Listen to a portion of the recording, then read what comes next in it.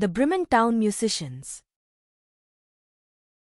A certain man had a donkey, which had carried the corn sacks to the mill indefatigably for many a long year, but his strength was going, and he was growing more and more unfit for work. Then his master began to consider how he might best save his keep, but the donkey, seeing that no good wind was blowing, ran away and set out on the road to Bremen. There, he thought, I can surely be town musician. When he had walked some distance, he found a hound lying on the road, gasping like one who had run till he was tired. "What are you gasping so for, you big fellow?" asked the donkey. "Ah," replied the hound, "as I am old, and daily grow weaker, and no longer can hunt, my master wanted to kill me, so I took to flight, but now how am I to earn my bread?" "I tell you what," said the donkey, "I am going to Bremen, and shall be town musician there. Go with me and engage yourself also as a musician.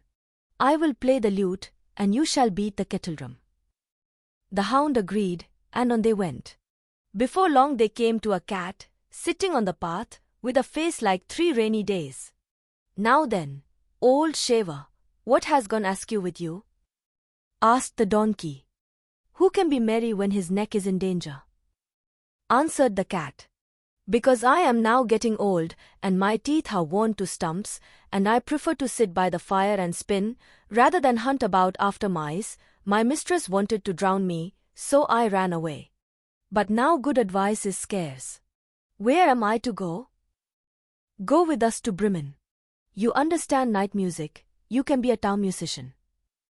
The cat thought well of it, and went with them. After this the 3 fugitives came to a farmyard, where the cock was sitting upon the gate, crowing with all his might.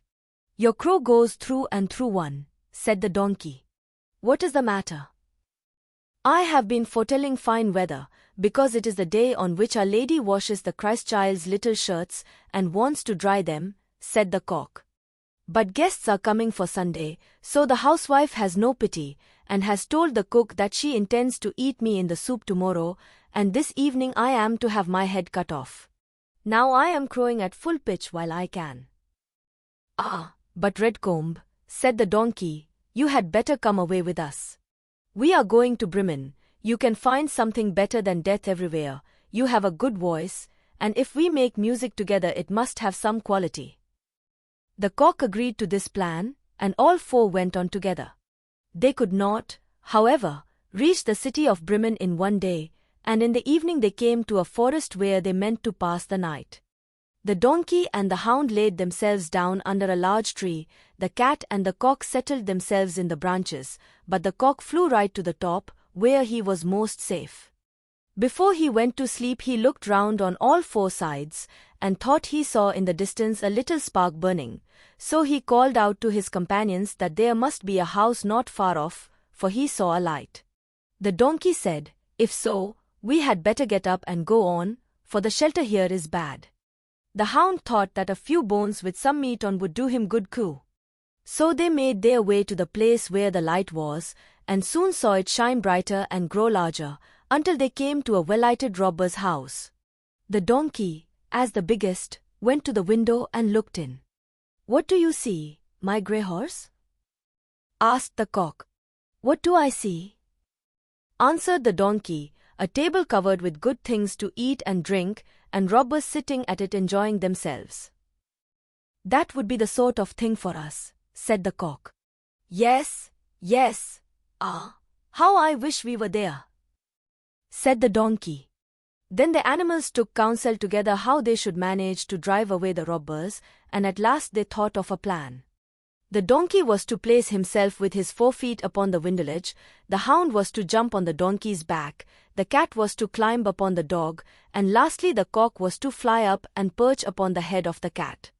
When this was done, at a given signal, they began to perform their music together. The donkey brayed, the hound barked, the cat mewed, and the cock crowed. Then they burst through the window into the room, so that the glass clattered. At this horrible din, the robbers sprang up, thinking no otherwise than that a ghost had come in, and fled in a great fright out into the forest.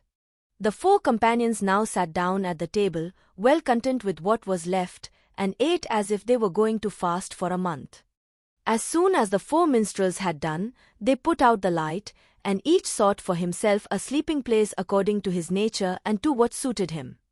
The donkey laid himself down upon some straw in the yard, the hound behind the door, the cat upon the hearth near the warm ashes, and the cock perched himself upon a beam of the roof, and being tired from their long walk, they soon went to sleep. When it was past midnight, and the robbers saw from afar that the light was no longer burning in their house, and all appeared quiet, the captain said, "We ought not to have let ourselves be frightened out of our wits," and ordered one of them to go and examine the house. The messenger, finding all still, went into the kitchen to light a candle, and, taking the glistening fiery eyes of the cat for live coals, he held a lucifer match to them to light it. But the cat did not understand the joke, and flew in his face, spitting and scratching. He was dreadfully frightened, and ran to the back door, but the dog, who lay there, sprang up and bit his leg, and as he ran across the yard by the straw heap, the donkey gave him a smart kick with its hind foot. The cock, who had been awakened by the noise, and had become lively, cried down from the beam, "Cock-a-doodle-doo."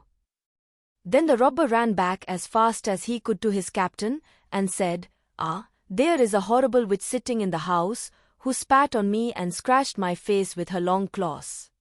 And by the door stands a man with a knife, who stabbed me in the leg, and in the yard there lies a black monster, who beat me with a wooden club, and above, upon the roof, sits the judge, who called out, 'Bring the rogue here to me.' So I got away as well as I could."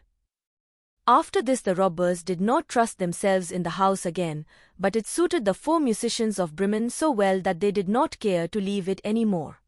And the mouth of him who last told this story is still warm.